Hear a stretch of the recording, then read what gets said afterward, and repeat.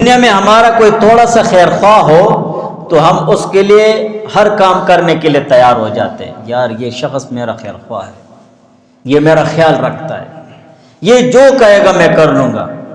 لیکن وہ ذات پاک جو اپنی امت کے بخشنے کے لیے دن رات اللہ تعالیٰ سے دعائیں مانگے، گڑ گڑائے، اس کا امتی ہونا افتخار اور فخر ہے.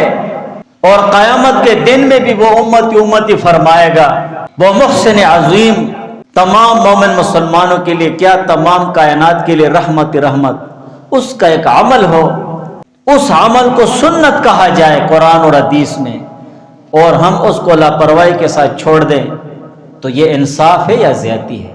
اور سب سے بڑا نقصان، بار بار میں کہتا ہوں، بار بار سب سے بڑا نقصان حضور علیہ السلام کی شفاعت سے محرومی کا ہے کہ جو مومن مسلمان سنت مؤکدہ کا اہتمام نہیں کرتا ہے، سب سے بڑا نقصان یہ ہے کہ وہ حضور علیہ السلام کی شفاعت سے محروم ہوگا، حضور علیہ السلام کی دعاؤں سے اور حضور علیہ السلام کے خیر سے وہ محروم رہے گا. کیوں؟ حضور علیہ السلام کی سنت مؤکدہ کا اہتمام نہیں ہے. اپنی زندگی میں فرض نماز کے علاوہ سنت مؤکدہ، سنت زوائد اور نفل نماز کا اہتمام ہونا چاہیے.